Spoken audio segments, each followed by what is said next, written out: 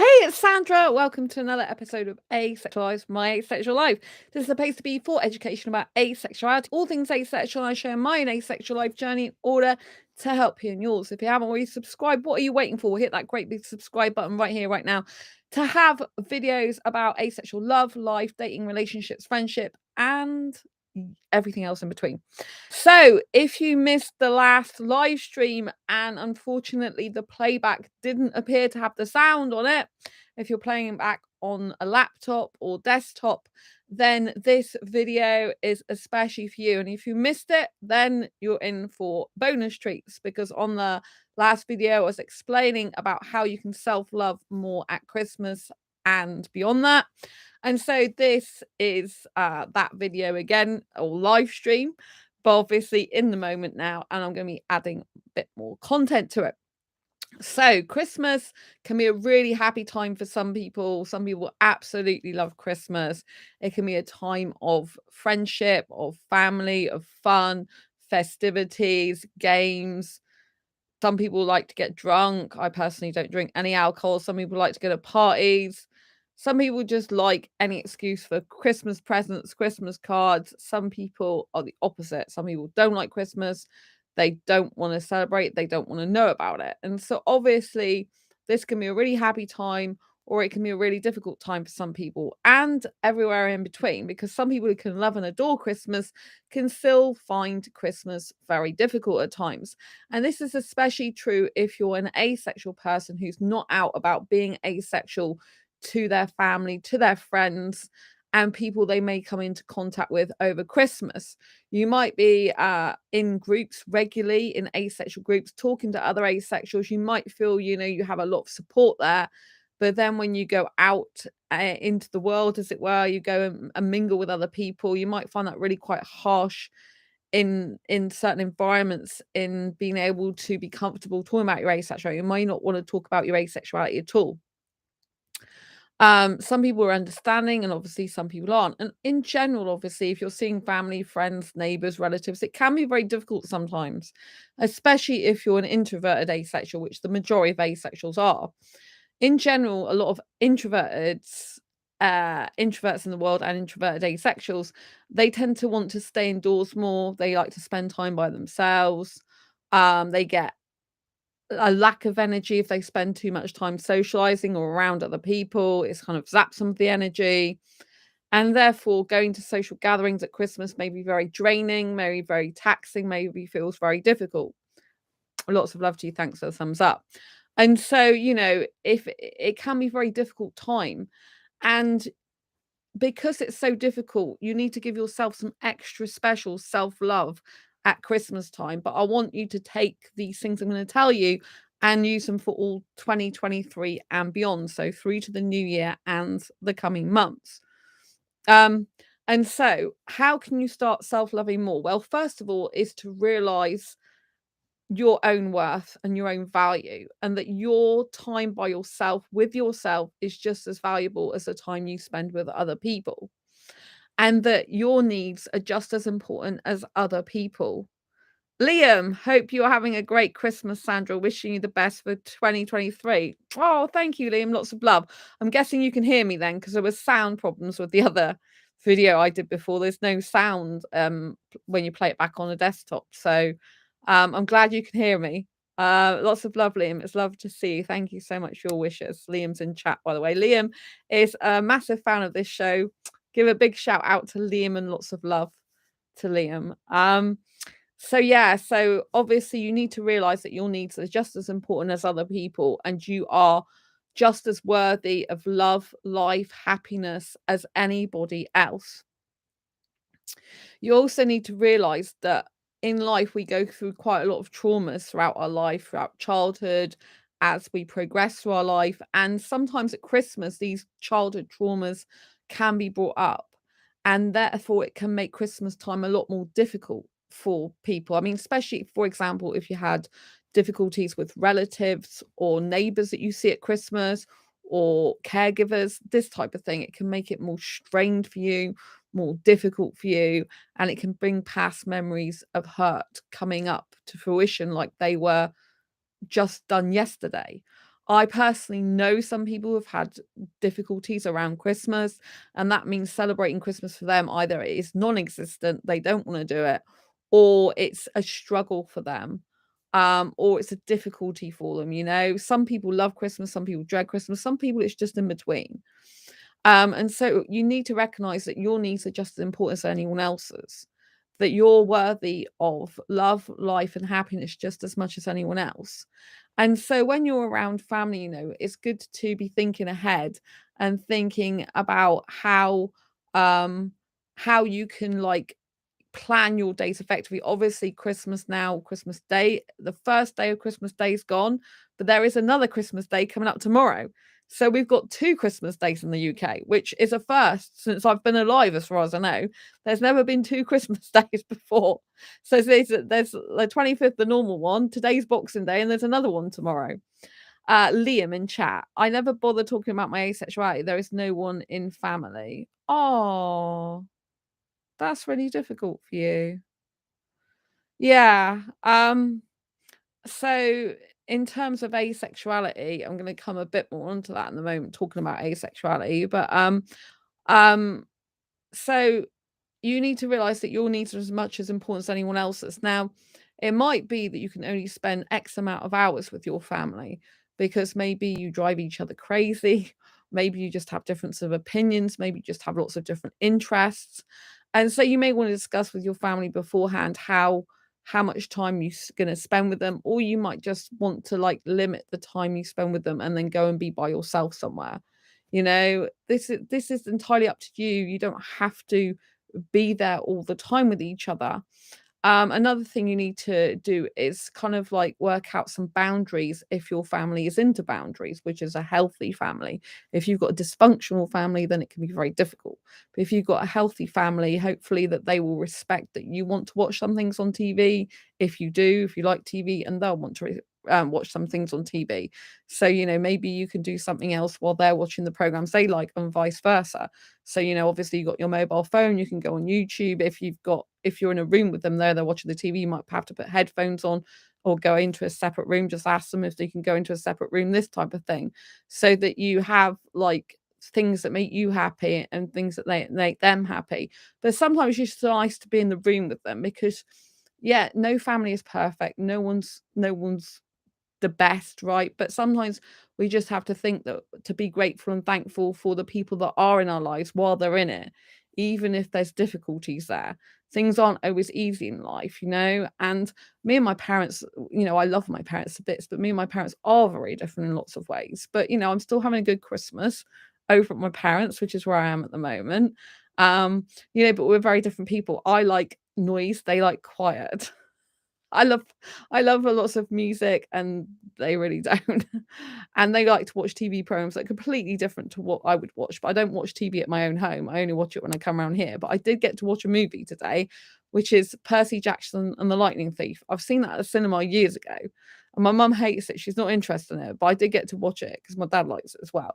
So watch that today. But the majority of the time, my mum chooses what to watch on the TV. She's like the queen of the house, if you know what I mean. Liam, there is no one in my family that believes in asexuality.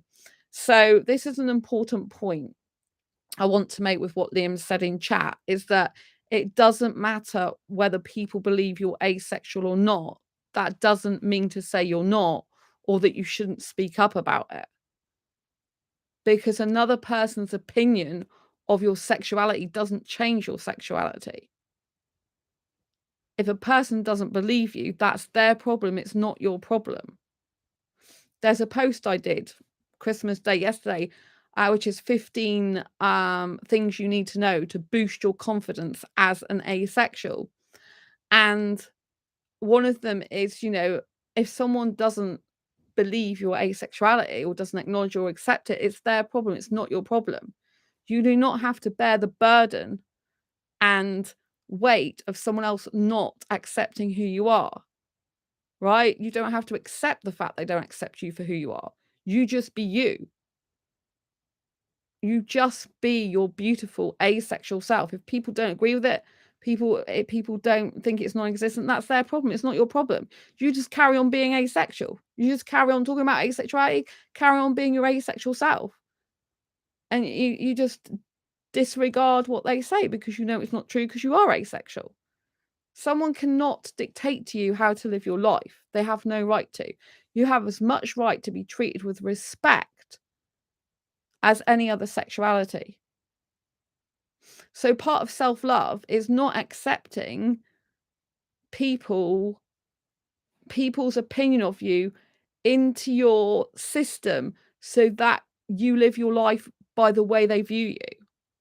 We can't change the way people are. We have to accept that, okay, that's what they're saying. That's what maybe they believe. That's what maybe they think. We can't change them fundamentally, but the only way we're going to get more accepted by people is by accepting ourselves first, and by being asexual and living as an asexual being, which we are, by not allowing others' opinions to put us down, you know?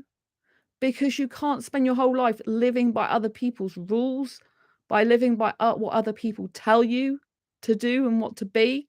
We're not here. No one is here in existence to live the life of other people. We're not here to be liked by everyone. We're not here to be loved by everyone. We're not here to be accepted by everyone, because everyone is unique and different. And another person's opinion of you is not your reality. Part of self-love is not allowing other people's opinions of you to be more important than your own. It's not allowing other people's views of you to be more important than your own. It's not allowing other people to dictate your life, who you are and how you should be. Part of self-love is sticking up for yourself. And that means being a best friend to yourself. If you had a best friend right now, how would you treat them? Would you stick up for them? Would you jump to their defense? Would you accept them for who they are? Would you cherish who they are? Would you tell them to be themselves around you? I am guessing yes for all of those. So that's how you should treat yourself. You should treat yourself like a best friend to yourself, like you're a very important person, because you're unique. There's no one else in the world with your DNA. There's no one else identical to you. Even identical twins have some variances. Some have a lot of variances. There's no one in the world like you.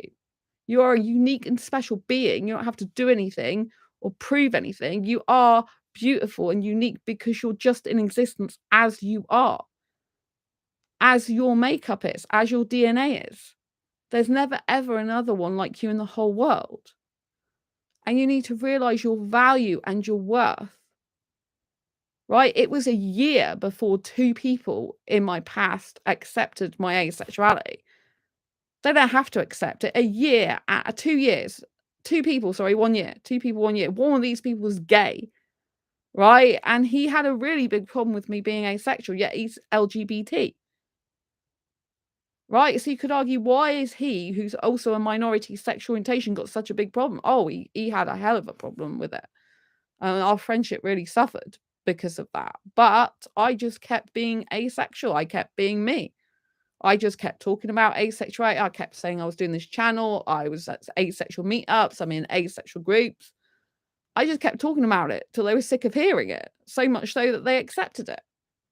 Why should I dull down who I am for someone else? Why? Why is his sexuality more important than mine? It isn't. Heterosexuals are not more important than you.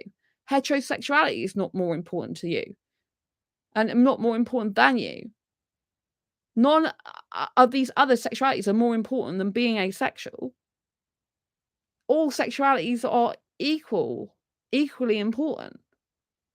Right? So you have just as much right to be respected about your asexuality as someone does about being heterosexual, as someone does about being homosexual or bisexual or pansexual. You need to understand your rights as a human being. It's your birthright to be who you are and who you were born to be. It's not up to other people to dictate that to you. It's up to you to live your truth and to be resilient and strong and be you, unapologetically you.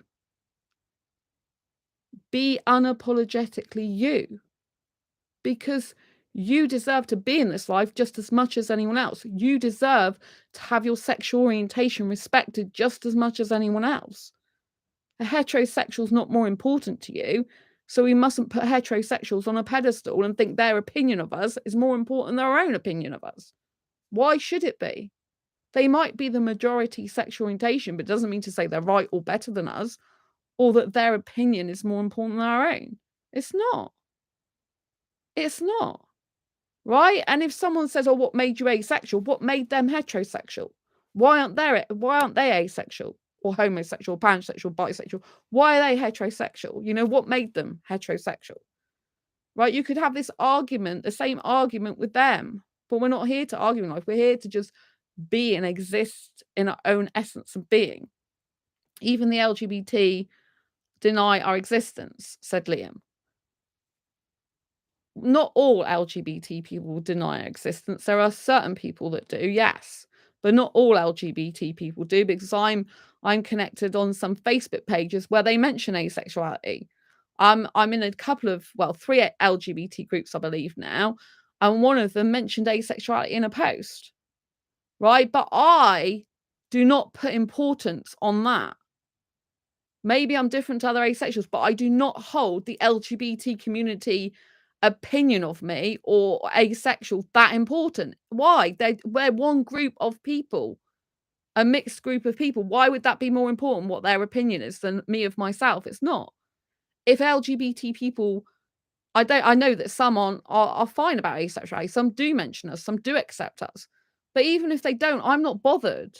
And the reason I'm not bothered is because their opinion of me doesn't make my life any different. I'm still asexual. I can't change it. I would never change it. Right? And so I don't need to be accepted by the LGBT community if they didn't accept me. I'm fine with that.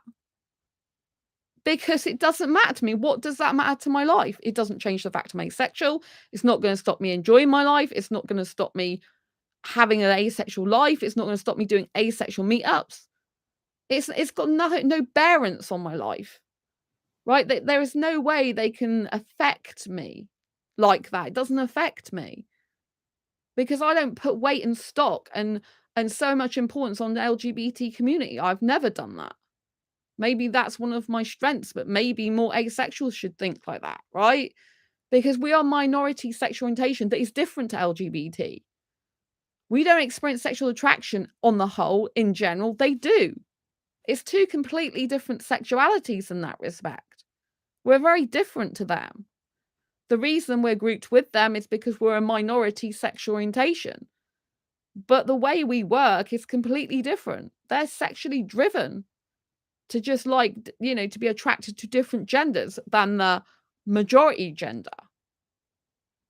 Right? And they are sexually driven. They're sexually attracted to people. We're not. We're completely different in that respect. And obviously there's grey asexuals.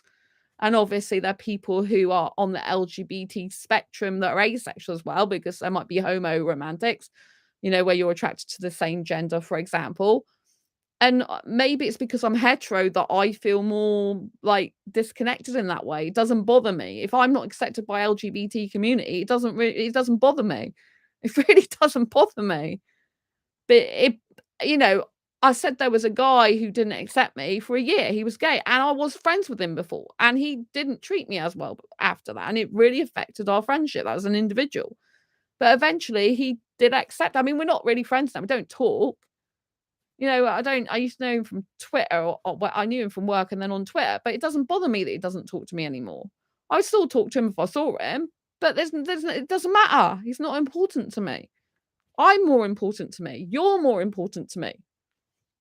You know, why spend time on people that are not validating you, right? When you could be spending time with people who do validate you, when you could be spending time with people where you belong. We need to put our attention and focus, especially for the coming year, on those people that do care about us, on those people that do validate us, on those people that make sure we matter, and those people we matter to. The people that don't mind about who we are, they're the ones that will matter to us. And the ones that do mind who we are, they don't matter to us. Because at the end of the day, when we're no longer here, when we're no longer on planet Earth, it's the people that truly cared about us for who we are and loved us for who we are that matters, not those people that don't. Never ever value other people's opinions of you more than your own. Never ever value LGBT communities' opinions more than your own. Never value their views to be the be all and end all, right? You're an individual. You're beautiful in your own right. So if you find people in the LGBT community don't accept you, that's okay. You don't need their acceptance because you are who you are. Yes, it'd be nice to have that acceptance. And I know there are people in the LGBT community that do accept us because I've come across them. Liam, if it's okay, if you don't connect with the LGBT, you're awesome, Sandra. It is okay if you don't connect with the LGBT, you're awesome, Sandra. Thank you. Like, I do have LGBT friends. I have gay, like, I know gay people. I know people who are lesbian, you know? I have, you know, I like people who are different. And gays and lesbians, I have no problem with. But I'm saying if someone has a problem or had a problem with me being asexual for the LGBT community, it doesn't affect me. Why would I let that affect me? Or if, you know, when people say the LGBT community don't accept us and it upsets a lot of asexuals, yeah, it's not particularly pleasant, but I haven't had many people say to me from LGBT community that were not accepted. I've never had that much of a problem, but I'm not that active in it because I don't need to be. You know, I know my identity. I know who I am. And I was in a couple of groups that were dating groups. That was quite interesting because I thought maybe I could find someone in the LGBT community that would be more suitable for me, seeing as I'm asexual and a minority sexual orientation. But what I'm saying is their opinions of me don't matter to me. You know? I didn't value my own opinion on myself at all. I don't value my own opinion on myself at all. Well, then you need to work on self-love, Liam, which is what this video is all about. You should be loving yourself and valuing yourself and caring about yourself. Because you have to spend 365 days a year with yourself. If you don't love, value, or care about yourself or respect yourself, then other people are not going to do that. Right? And you're worthy of that. And I would say, you know, please get some therapy to work on self-love because it's really important, right? Because you don't want to be struggling. You don't want to be upset and in pain all the time. It's really important to work with a therapist that can help you to see, you know, the things in life which might be good for you and to value your worth and to see your beauty. Right? Because self-love is all about valuing your own worth, valuing your opinion, caring about yourself, loving who you are. And if you don't do that, you need to change it. No one's going to change it for you. No one is coming to change our life for us. We have to go and do that ourselves. And as I grew up and as I went through the years, when I suffered depression for years, I honestly believed it was up to other people to come in my life and to help me to feel better about myself. That was kind of what I believed all my life. I thought that if people didn't like me, I couldn't like myself. I thought if people treat me badly, then it meant I'm nothing. I'm not important in life. I felt if people didn't like me, didn't love me, didn't care about me, I was nothing. I would spend hours crying because I valued other people's opinions more than my own. I didn't have any self-love whatsoever. And I relied on other people for my emotions. This means if someone didn't like me, someone was horrible to me, someone put me down, someone didn't really care about me that much, it would be me doing all the work to care about them. It would be me who was suffering and crying because I think no one likes me, no one cares about me. And this would just go on for years. And I'm like, well, if that person doesn't care about me, my life's worth nothing. I'm not worth anything because that person doesn't And this could be people close to me, you know?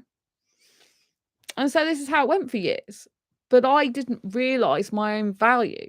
I didn't realize I have skills to offer the world. I didn't realize that just, like sometimes just being a good listener to someone is amazing. Like Liam, you're here now and you're listening to me, and that's an incredible gift you've got, you know? And I want you to be able to be happy to be you. I want you to love yourself. I'm glad you're here in life. I'm glad you are here. And Liam, a person from the other side of the world saved my life. Who saved your life? I'm really glad someone saved your life from the other side of the world. Everyone's life deserves to be saved. And I want you to know how valuable your life is, and that anyone can turn their life round. Like, I didn't change my life round till 2012. I suffered with depression for absolute years. As a kid growing up, I would be miserable and crying all the time and alone. And I really hated life, and I didn't like myself years ago. And so I was waiting for someone else to change my life. I was waiting for someone to say, hey, you're valuable, you're worth being here. But actually no one did. And the friendships I had back then were really bad for me. They were all one-sided. I was the one who had to go and make the effort and time with them. I was the one who was always phoning them at specific times they wanted. I was always the one that was keeping in touch with them and caring about them. When I left home, I was going out late at night in a post box to phone a specific friend at a specific time. I don't do that sort of thing anymore, right? Because I've got really good friends now because I value my worth. I actually ended up not being Liam said a YouTuber saved their life. Well, I'm glad a YouTuber saved your life. It's really important that you're still here, and I don't want you ever to talk about you not being here. If anyone needs help, please call out, reach out to a counsellor, call the Samaritans or something. I'm being serious because, no one should be suffering in silence. We've all got pain in our lives. We've all got usually trauma from childhood. We're all taught to repress our emotions as well. And this is a really unhealthy thing. So one thing, act of self-love you can do is actually not to repress your emotions, to actually face them as much as possible, however tough and scary and frightening they are.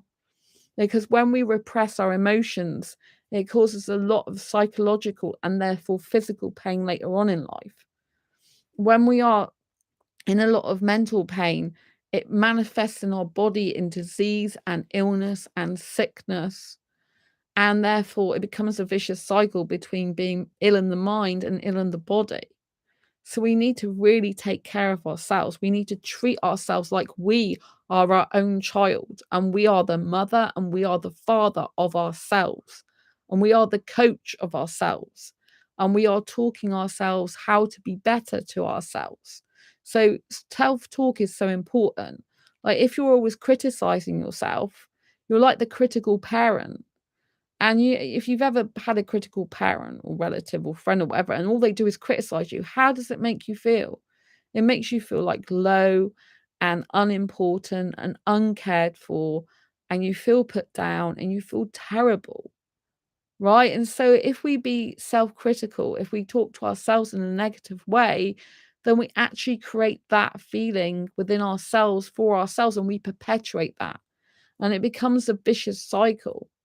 And our mind is hardwired to protect us and keep us safe, but it's also hardwired not in our own best interest a lot of the time.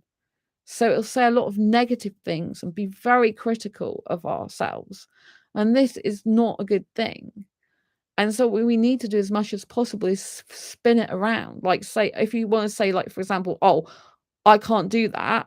You could say, I can't do that now. I don't know how to do it, but I can find out. Or I can't do that, but I can do this because I have other skills, right? Everyone has skills. If you're on this YouTube channel now, you have listening skills. You have some attention skills, right? These are all skills in life, and that's important. So you need to recognize your skills, your abilities. You need to grow in awareness about yourself and find out, for example, what your triggers are. Like, what makes you feel so bad about yourself or about your environment or about your life? And then those triggers you need to work on and eliminate them as much as possible, or lower the amount of triggers you have in your life, or work on yourself so you're not so triggered in those areas. I've worked on myself a lot, but I've still got work to do. Honestly, it's a constant battle in some ways, life is, because you've got to always work on yourself. And no one told me this when I was younger. No one told me, wow, you've got to work on yourself. Right? When you're younger, you just think everything's amazing, which it can be. And you think everything's like, like, well, obviously I didn't have a great childhood, so I didn't think everything was amazing. But you kind of feel like, well, I did, and I think a lot of people can relate to this, can you? Is that you kind of feel like it's up to like older people, caregivers, parents, teachers, and associates or whatever to make you feel good. And that if those people aren't treating you very well, then you're not worth anything. And no one cares about you and stuff like this. So obviously, if you had those really bad experiences in life, you can take those through to adulthood. So what you need to do is recognize that those people have their own issues and their own problems in life. And, just because they treated you that way doesn't mean to say you're not worthy. It's just the way they were with you. And they can be wrong. Even caregivers, parents, teachers, relatives, friends back then, they can be wrong about you.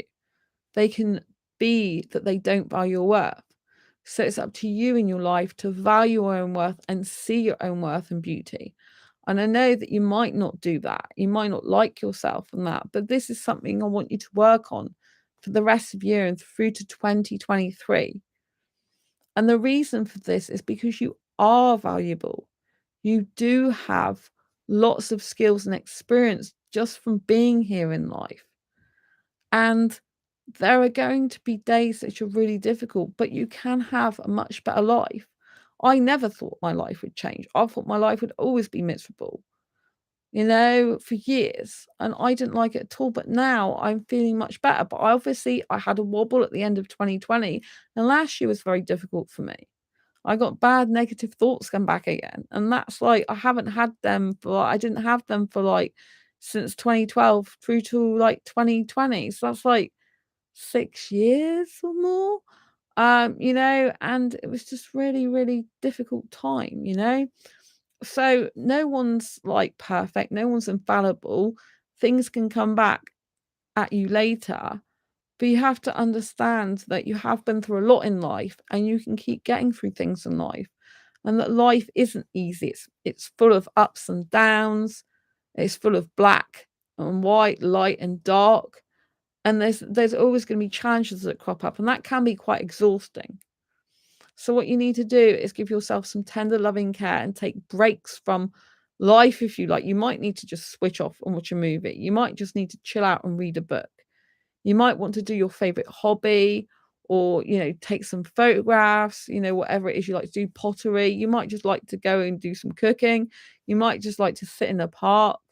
And whatever makes you feel good or relaxed or calm or less stressed, you should do more of as an act of self-love. And spending time with yourself, getting to know yourself, understanding your weaknesses and your strengths is a really important thing to do, because you can't work on yourself and change yourself if you don't like yourself, unless you know what the problems are with yourself in the first place. And this means having a very open, honest conversation about yourself and sitting there with yourself and reflecting, like, what do I like? What do I dislike? And you can't change everything about yourself at once. But if there's things you don't like about yourself, you need to work on one at a time to change them.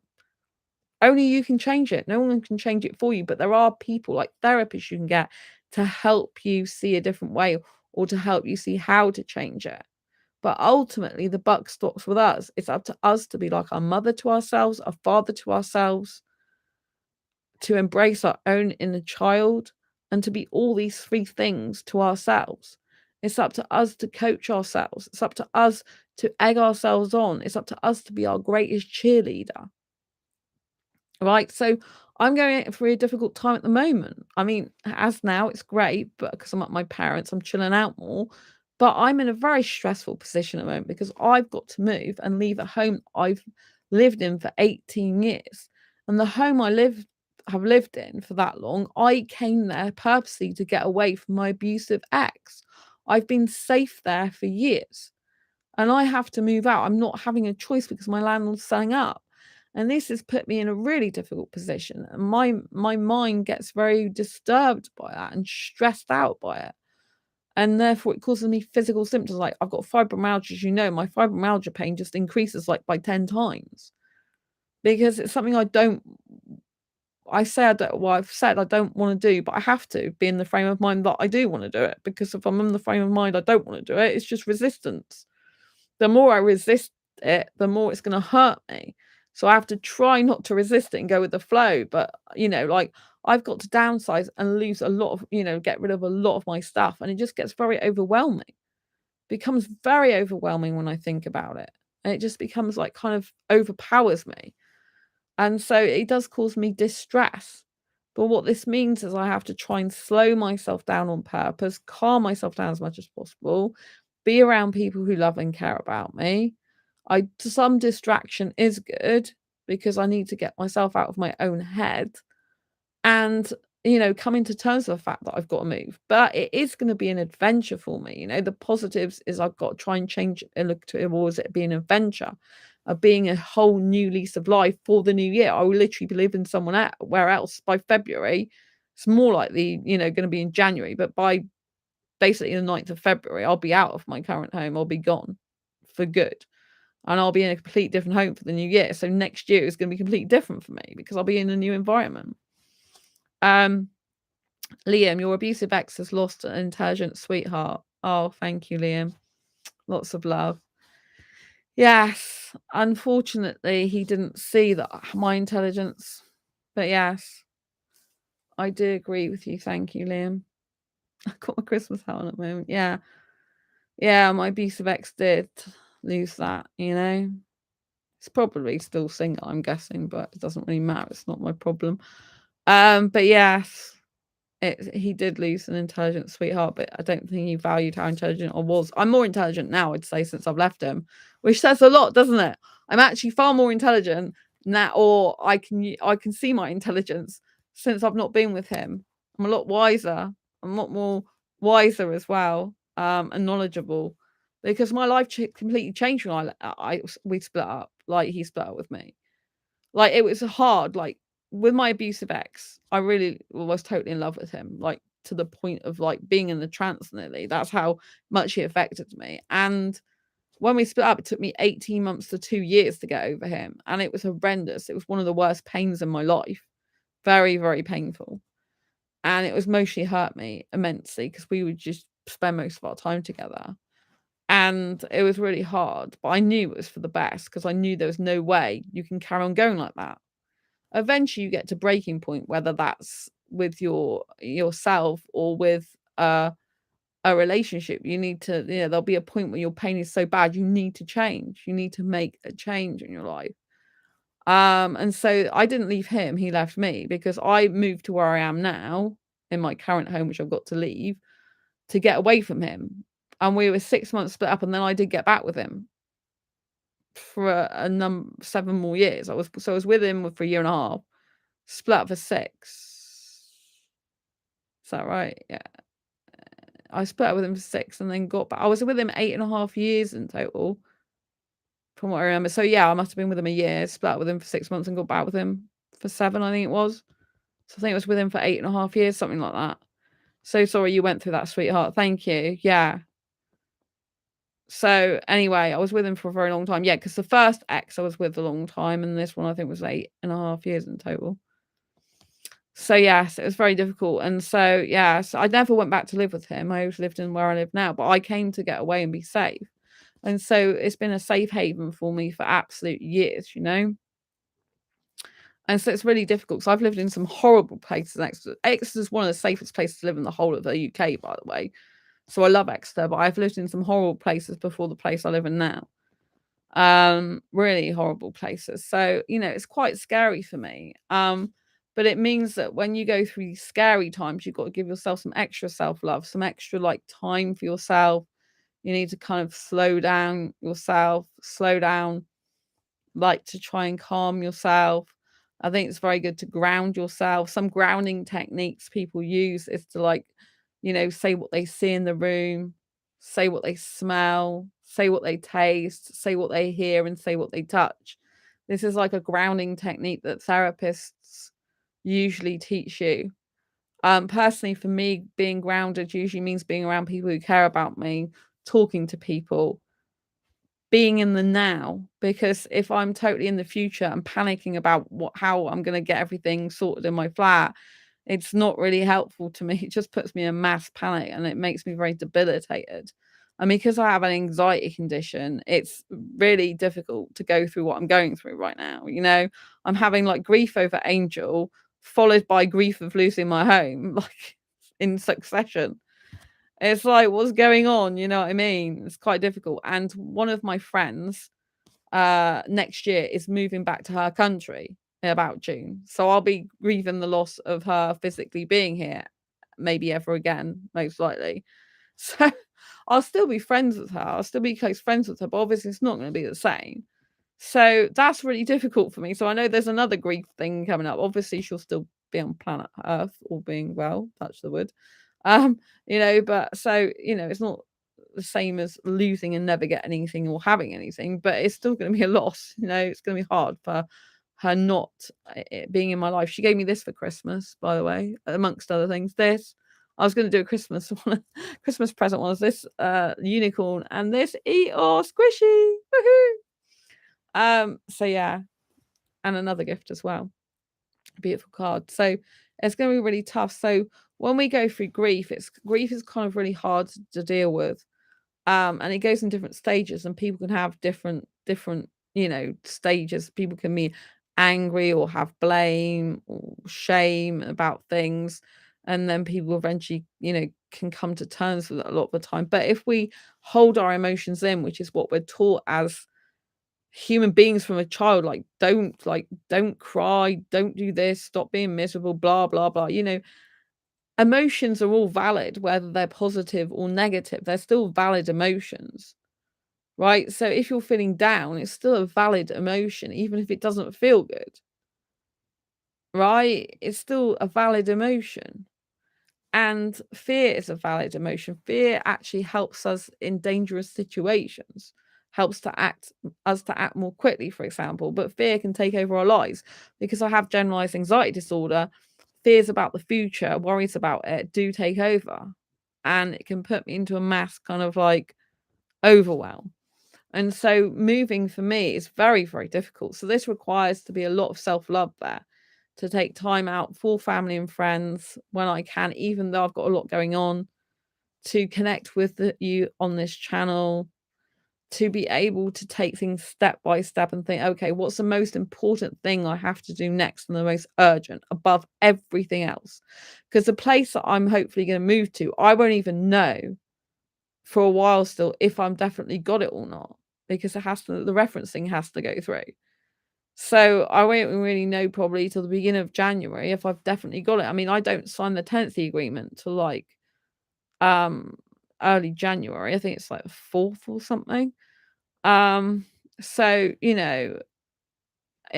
don't know. It's all up in the air still at the moment to a certain extent, even though I put a holding deposit down. So stuff like that, that's uneasy, that's overwhelming, that's kind of like difficult to deal with, new and certain situations. We have to give ourselves some extra love. Maybe this means for you want a bubble bath. Maybe this for you means you've just got watch your favorite television program that makes you feel good. Maybe it means you have some nice cake to make you feel better.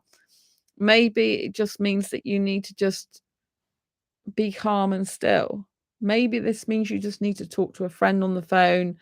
Maybe it means that you need to like reprioritize your life, reorganize your life. But I've said this before and I'll say it again. The best thing you can do is to be solution focused. So whatever problems you have for this remaining of this year or going through to next year, be solution focused rather than problem focused. This will help you with self-love. And the reason it helps you with self-love is because when we're solution focused, it helps us to find ways of getting through tough situations, through breaking through barriers, and for achieving things we never felt possible. When we focus on the problem, we just go around in circles. So my problem currently is I don't know exactly for 100% definite I'm going to get this new place. It's almost 99% sure, probably, but there's something that's cropped up that may put a spanner in the works, but I'm hoping not, because I think I've already accounted for if that should happen. But, that's uncertainty. So all I can do is my plan is, okay, if for some reason it doesn't happen, I've got a month to find another place, pack, and get ready to go, all in a month, basically. But I'll be, like, from come early the new year anyway. I got some other legal thing I have to do first, but after that, I'll be packing, and so I'll be good to go anywhere then, really. But it's hard because I've got to get rid of loads of stuff. I can't pack much if I get this new flat because it's really super small. It's like student accommodation. I think the rest of the flats are students, according to what she said. She thinks other people in the house are students in their own flats.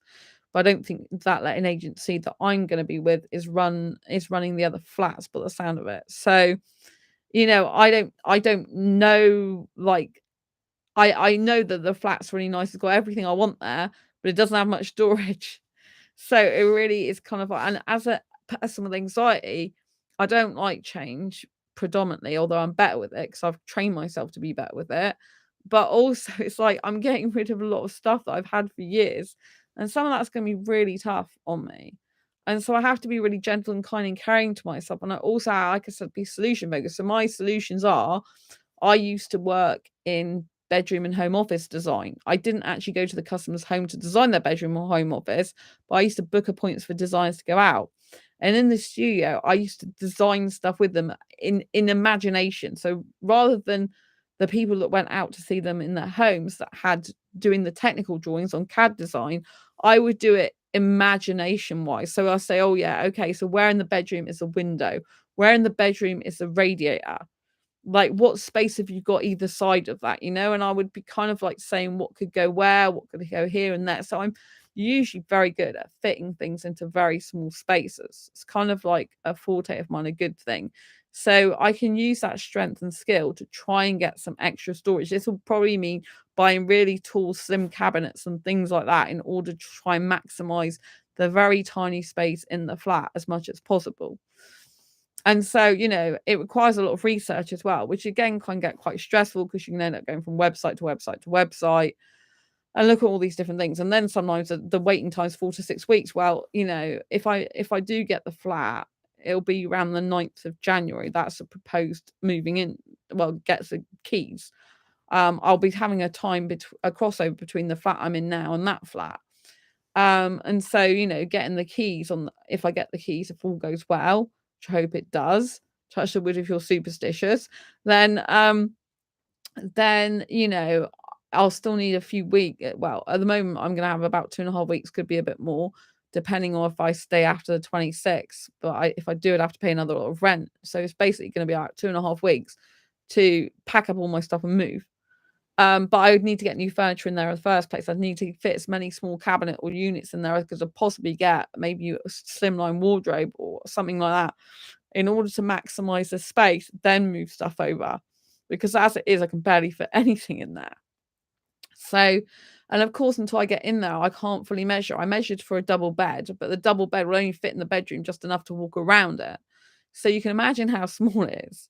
And so, it's very cozy though, and it's a very good location. So, when you're in a position like financially wise, we can only afford so much as well.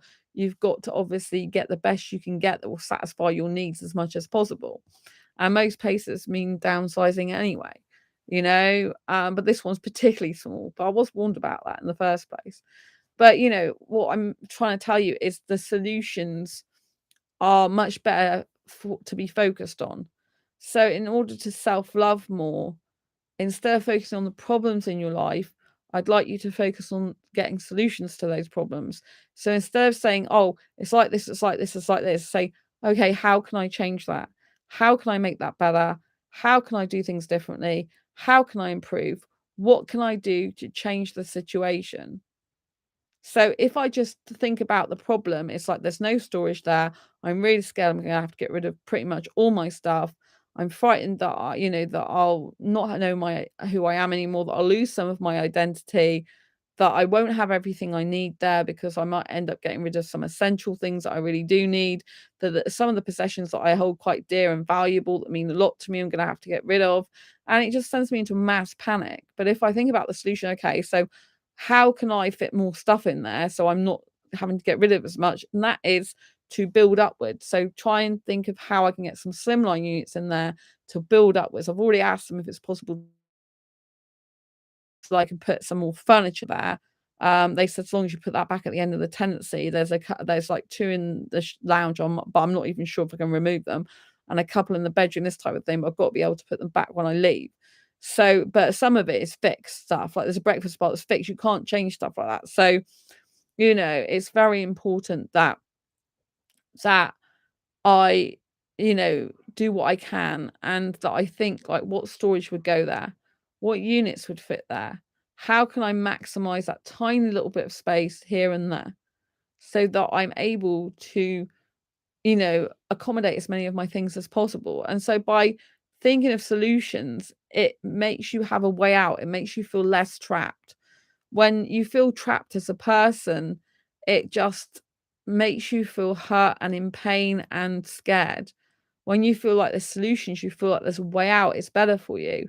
So these are self-loving things because it's all about making yourself feel better, making your life better, reducing your pain, reducing your anxiety, reducing your fear, and having your best interests at heart.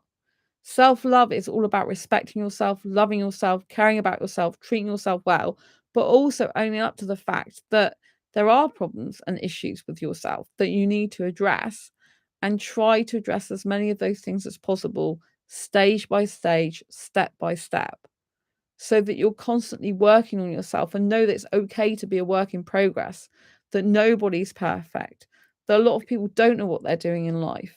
They're just bumming along doing what they can. And it's okay if you don't know all the answers. It's okay to be you. It's okay to be imperfect. It's okay to be different. And as an asexual person, we are very different, right? And it's okay to be different. It's okay if some asexuals don't like sex. It's okay if some asexuals do participate in sex. It's okay to be who you are. No one should be invalidating your asexuality. No one should be putting you down about it. No one should be interrogating you about it. No one should be having a go at you about it. You should just be. Getting to the point of being, beingness. Beingness means being in your essence, standing proud and strong of who you are, and treating yourself with tender, loving care, respect, and sticking up for yourself. These are all very important things. If you feel that some part of your life has something missing, or that you have to hide your emotions, that you can't be who you truly are, these are the things you need to work on. No person should be sat thinking there's nothing to do with myself, right? We have to actively and proactively work on ourselves. I know that I'm going to be working on myself all next year. I'm going to have to be trying to be a better person for myself, be a better person in life. I'm trying to treat the new home as an adventure. I think I'll be feeling more that way when I'm in there and settled and sorted everything out. Right? It's all about perspective, and sometimes it's hard when you're battling yourself because if you've got a anxiety condition, it is like battling yourself. You're like putting 2 steps forward and 3 steps back sometimes, right? But know that everything's going to be fine. It can all work out for the best in the end, and to keep going. Even if you don't feel like getting out of bed, just keep going. Right? Because sometimes there are dark and difficult days, and you might feel like you just don't want to even be in the world. But remember, you're valid.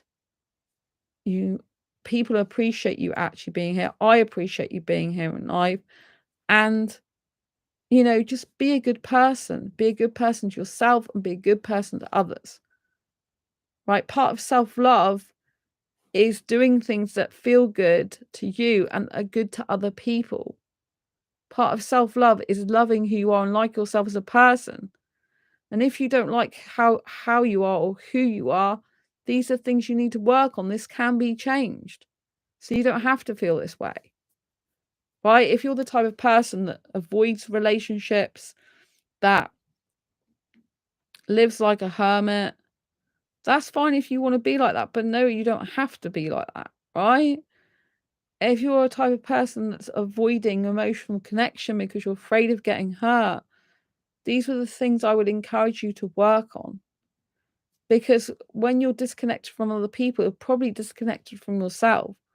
You're probably pushing down your emotions, pushing down your fears, dampening your senses because it's too painful. Something in your life's happened and it's just too painful for you.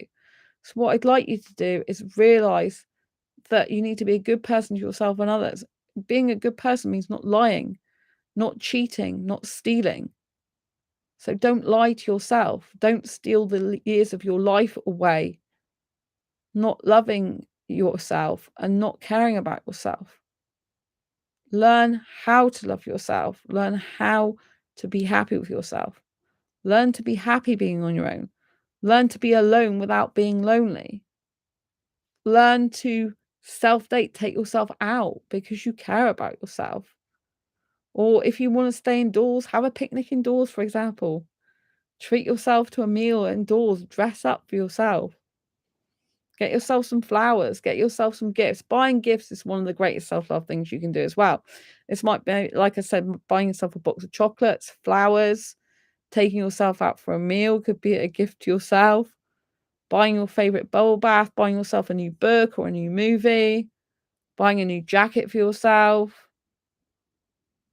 Right, and spending like 5 minutes a day with yourself, just saying to yourself, I love you, you're amazing, you're incredible. If you can't do it for 5 minutes, just do it for half a minute, 30 seconds. Wake up saying, I really love you, you're amazing, you're incredible. I say a lot to myself, you will get through this. Right? If I get really overwhelmed and stressed, I'm like, you will get through this. You will be okay. You'll be fine. You've got through bad times before, tough times before, you'll do it again. I promise you, Sandra, you'll be fine. Everything will be fine. Everything will work out in your favor. Everything's going to be amazing and great. And yeah, I don't totally, part of my mind resists that. Part of my mind isn't totally with that. But the other half is, But in a way, I have to brainwash myself into believing good things. It's good to brainwash yourself into believing good stuff sometimes so that you can change your mindset. Because what happens when we're young and a kid and a baby, we're kind of brainwashed, as in conditioned by other people to think certain ways, to feel other ways. That's why asexuals who have their asexual identity invalidated later on feel so bad, because we're brought up that heterosexuality is the main sexuality and everyone should be that way, and that's normal. And anything else outside that isn't normal because it's conditioning. It's like brainwashing. It's like people are getting in your mind that that's where you should be. And sometimes we have to brainwash and recondition ourselves to think a different way, to be a different way, to have a different life. And so it's really important that we can understand that we can recondition our mind, we can recondition our brain, we can recondition the way we think and feel. If we've got a disorder, like I have generalized anxiety disorder, it is difficult. You have to acknowledge that you have these disorders, but still work on yourself to better your life. Working on yourself is an act of self-love, and it's also good for, getting along with other people as well. If you lie, cheat, steal, be dishonest, if you avoid things, avoid dealing with emotions, so life is not going to be good. So you need to do the opposite of these, right? I can even be in groups years ago. I had social anxiety years ago. I don't have social anxiety anymore. I'm not saying I don't have any, because like if I go into, for example, if I go into my favorite nightclub, I get a bit nervous before I go, but I'm generally all right. But if I go to a nightclub where I know no one and it's not my comfort zone, then that makes me really a lot more anxious than I would do if I went to my favorite club, for example. So, it is difficult for someone to be something all the time. It's okay to be yourself. It's okay to be different in different situations. It's okay to find things difficult and acknowledge it and say, okay, how can I make this easier on myself? How can I make this better for myself? What's it going to take? And it's okay sometimes to just sit and do nothing and just chill out and relax and switch off. Because sometimes we need to do that. Like, because an anxious mind goes round and round and round in circles a lot of time, sometimes it's best just to cut off, to switch off, to go to the cinema, to go for a walk, listen to music, do a bit of dancing. Movement is very important as part of self-love as well, because movement changes your state of being. So if you're feeling down and all of a sudden you start moving your hands and legs and jumping up and down to your favorite music, this will change your state, which will change your frame of mind somewhat, which makes you feel better and get you out of the vicious cycle of going round and round in your head. Even if you don't feel like it, sometimes it's better to put your favorite music on and just start dancing a bit to it, start moving it. Or even just moving, going out for a walk or doing something different, moving your way you're sat, moving the way you are, so you feel differently, you get a different perspective. It's a really good thing as well. But positive self-talk, we need to make sure that going into the new year and finishing off this year, that we give as much positive self-talk as possible, and that we spend time with people who make us feel good and happy about ourselves and who validate us and who bring out the best in us, and limit our time or have no time with the people that put us down, that don't make us feel good, and that, generally don't feel good for us to be around, right? Go towards the light, the love, the happiness, the validation, and go away from the people that make you feel negative, bad, and sad and miserable, because an act of self-love is about being around people and situations and things that make you feel good and leaving behind or listening all the time with those that don't. I hope you found this video useful, helpful, insightful. If you have, please pop a thumbs up. Give this video a comment down below. I'd love to know what you think. And yeah, if you haven't already subscribed and hit that bell icon for more videos and more help about your asexual life. And I'll see you next video live stream. Lots of love. Take care. Bye. Bye.